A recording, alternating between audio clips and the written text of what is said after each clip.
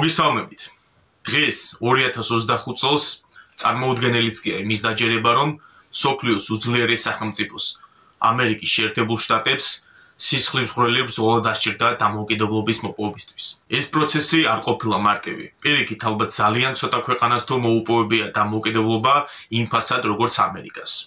თუმცა ამ ყველაფერს სულ თავიდან დავიწყებ, როდესაც პირველი ინგლისური კოლონიები გაჩნდა ამერიკის კონტინენტზე. მაშინ ასე, ეს არის ჩანაწერი ამერიკულ რევოლუციაზე.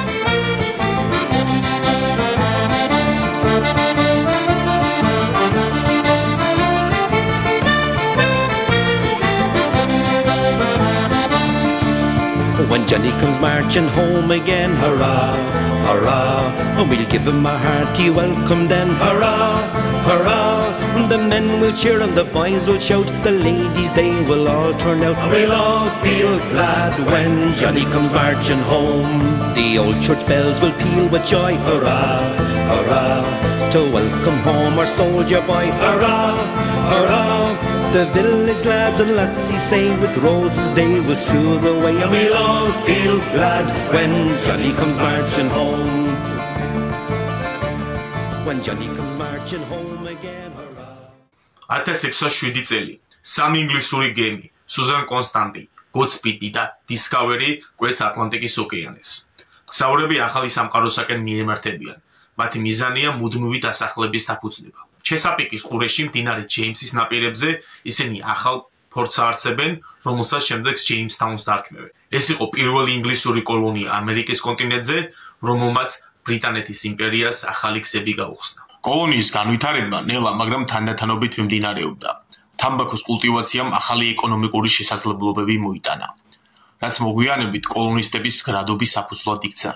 ასე დაიწყო ახალი ერის ჩამოყალიბება ჩრდილოეთ ამერიკაში. ჯეიმსთაუნის წარმატების ფონზე სხვა კოლონიებმაც დაიწყეს განვითარება. პურიტანები, რომლებიც რელიგიურ დევნისგან გაქცევას ცდილობდნენ, 1620 წელს პლიმუთში დაფუძნდნენ. მათი გემი მაიფლაუერი სიმბოლოდ იქცა ახალი სამყაროსკენ სწრაფის და თავისუფლების სურვილის. პლიმუთის კოლონისტები პირველ ზამთარს ძლივს გადაუშვნენ, თუმცა ადგილობრივი ტომები ეხმარებოდნენ მათ და ასწავლიდნენ ტექნიკას, როგორ მოეყვანათ მეტი მოსავალი. ამ ალიანსის ხსოვნა შემდგომში მადლიერების დღით აღინიშნა. ინგლისური დასახლებების სწრაფად ფართოვდებოდა ჩრდილოეთ კოლონიებში, სადაც რელიგიური ტრადიციები და ადგილობრივი თვითმმართველობა ჩამოყალიბდა. სამხრეთ კოლონიები, როგორიცაა ვირჯინია და მერილენდი, პლანტაციებზე დაფუძნებული ეკონომიკით გამოირჩეოდა, სადაც შრომას ხშირად მონები ახორციელებდნენ. ამ მრავალფეროვნება ჩრდილოეთ ამერიკის კოლონიებს უნიკალური კულტურული და ეკონომიკური სახე მისცა. ისინი ეკონომიკურად და დემოგრაფიულად ძალიან გაძლიერდნენ, რაც წინააღმდეგობაში იყო ინგლისის პოლიტიკასთან. მე-18 საუკუნის შუახანებისთვის გაძლიერდა უთანხმოება ამერიკულ კოლონიებსა და ინგლისს შორის, რასაც დაემატა საფრანგეთის პოლიტიკა და საფრანგეთსა და ინგლისს შორის დაიძაბა ასევე ურთიერთობა ამ კოლონიების მიმართ. ხოლო ყველაზე მნიშვნელოვანი მოვლენა, რამაც ამერიკის ხალხის დამოუკიდებლობისათვის ბრძოლა დაიწყო, ბოსტონში მიმდინარე მოვლენები იყო. 1770 წლის 5 მარტს ბოსტონში დაძაბულობა კოლონისტებსა და ბრიტანელ ჯარისკაცებს შორის მწვერვალს მიაღწია.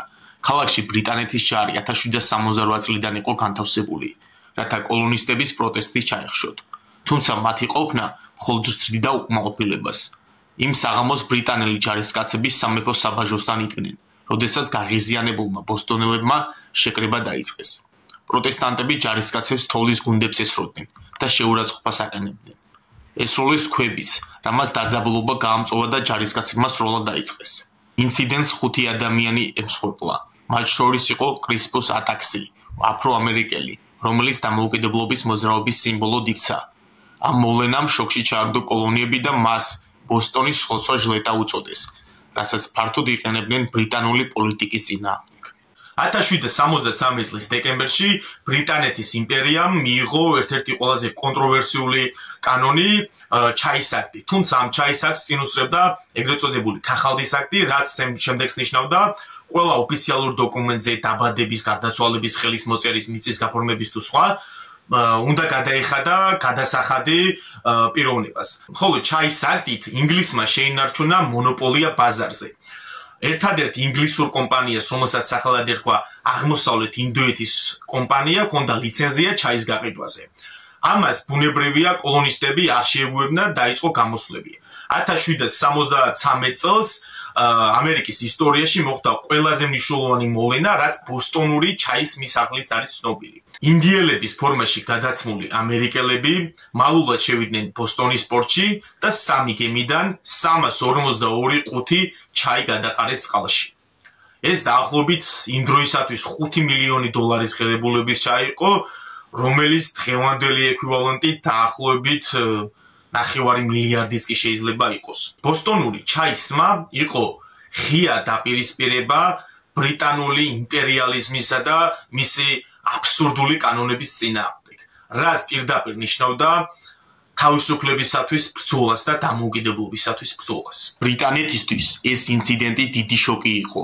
მეფე ჯორჯ მესამემ გააკეთა მკაცრი რეაგირება, ხოლო ბრიტანეთის პარლამენტმა ჩაკეტა ბოსტონის პორტი, რამაც კოლონისტების პროტესტი უფრო გაამწვავა და საბოლოოდ გაამზადა სცენა დამოუკიდებლობისათვის ბრძოლისთვის.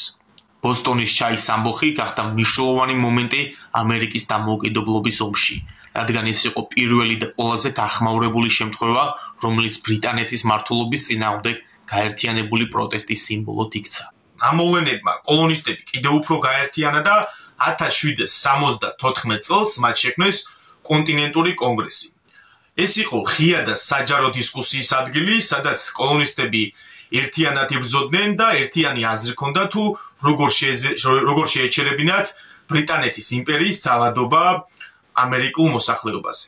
პირველი კონტინენტური კონგრესი მხოლოდ პროტესტის ფარგლებში მიმდინარეობდა, განსხვავებით მეორე და მესამე კონგრესისაგან, სადაც გაჟღერდა მკაცრი და მკაფიო აზრი იმის შესახებ, რომ წარმოუდგენელი იყო როგორ უნდა ემართა კუნძულს, ინგლისს მთელი კონტინენტი. კონტინენტი, რომელსაც ყველანაირი საშუალება და რესურსი ჰქონდა, რომ გამხდარიყო უძლიერესი სახელმწიფო დედამიწაზე. 1775 წელს მეორე კონგრესზე უკვე აშკარა გახდა, რომ კონფლიქტი შეიარაღებული ბრძოლებით გაგრძელდებოდა.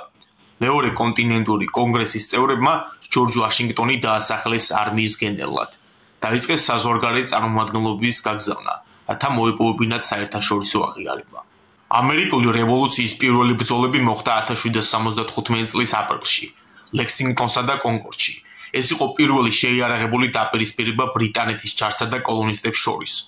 კოლონისტებმა ძლიერი წინააღმდეგობა გაუწიეს ბრიტანელებს და დაგეგმილი შეტევებში წარმატებას მიაღწიეს. 1775 წელს მოხდა ბუნკერ-ჰილის ბრძოლა.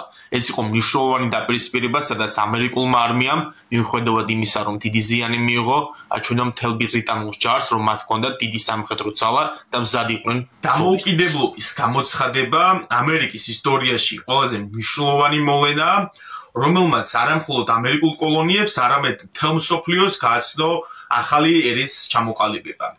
ეს გადაწყვეტილება 1776 წლის 4 ივლისს მიიღეს, რომელიც გახდა თეორიული საფუძველი, რომ ამერიკული კოლონიები ბრიტანეთის იმპერიისგან გათავისუფლებულიყო. კოლონიები, რომლებიც რამდენიმე ათწლეულის განმავლობაში ბრიტანეთის იმპერიისგან იმართებოდა, გრძნობდნენ, რომ მათი უფლებები და თავისუფლება შელახული იყო. 4 ივლისს თომას ჯეფერსონის ხელმძღვანელობით კონტინენტურმა კონგრესმა მიიღო ამერიკის დამოუკიდებლობის დეკლარაცია, რომელიც 3 ძირითადი პუნქტისგან შედგებოდა. პირველი, შედეგების ახსნა, სადაც განმარტება ხდება, რატომ გახდა საჭირო დამოუკიდებლობის გამოცხადება. მეორე, დამოუკიდებლობის უფლება. ეს არის პუნქტი, სადაც ხდება გადამწყვეტი განცხადება, რომ კოლონიები იძენენ დამოუკიდებლობას. მესამე, დეკლარაციის ხელმომწერები. ეს იყო კოლონიების წარმომადგენელთა ხელმოწერები, რომლებმაც ოფიციალურად დაადასტურეს მათი თანხმობა და მზადყოფნა შეეწირათ სიცოცხლე თავისუფლებისათვის და დამოუკიდებლობისათვის. ამ მოვლენების შემდეგ ბრძოლა ბრიტანეთსა და ამერიკულ კოლონიებს შორის ახალ ფაზაში გადავიდა და 1777 წელს მოხდა სარატოგას ბრძოლა, რომელიც აღმოჩნდა ერთ-ერთი ყველაზე მნიშვნელოვანი და გარდამტეხი მომენტი ამერიკული დამოუკიდებლობის და ამერიკული რევოლუციის ისტორიაში. ასევე 1777 წელს მიმდინარეობდა ბრძოლები ნიუ-იორკის შტატის ჩრდილოეთ ნაწილშიც. ამერიკული ძალები შეზღუდული რესურსით იყვნენ. მაშინ, როცა ბრიტანელებს ჰქონდათ მოწინავე ტექნიკა და კარგად გაწვრთნილი არმია. სარატოგოს ბრძოლა გარდამტეხი მომენტი აღმოჩნდა.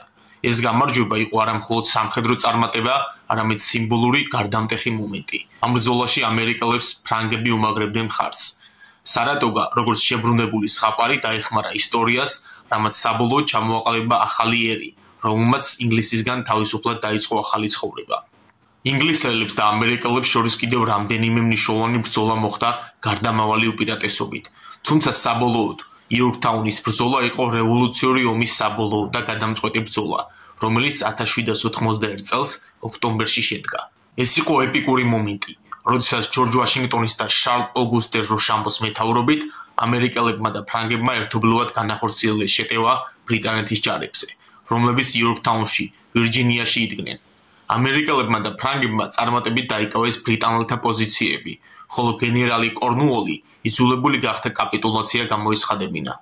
19 ოქტომბერს იორკთაუნის ფორტზე ამერიკული დროშა ფრიალებდა. ეს კი საბოლოო გამარჯვებას ნიშნავდა. ამ მოვლენებს 1793 წელს მოყვა პარიზის ხელშეკრულება, რომელიც ოფიციალურად აღიარებდა ამერიკის დამოუკიდებლობას და მას პოლიტიკურ და საერთაშორისო აღიარებას აძლევდა. ამერიკის რევოლუცია დასრულდა, მაგრამ მისი სულა გაგრძელდა ახალი ერის, ახალი სახელმწიფოს, ახალი იდეებისა და საზოგადოების ჩამოყალიბებით.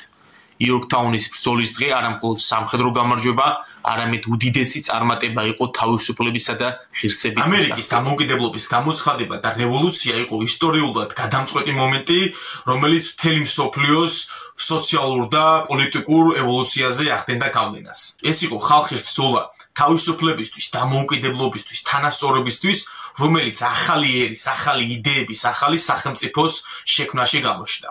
ამ ბრძოლაში შეერყა ძველი წესები და გაჩნდა ახალი იმედები, რომ ადამიანები დაუპირისპირდებოდნენ იმპერიულ რეჟიმს. ამერიკის რევოლუცია არა მხოლოდ ამერიკელებისთვის, არამედ მთელი მსოფლიოსთვის არის სიმბოლო, რომ თავისუფლება და ადამიანის თავისუფლების სურვილი უნდა იყოს ყოველთვის დაცული. ამით ეს ჩანაწერი დასრულდა. მადლობთ მოსმენისთვის, გამოიწერით არხი.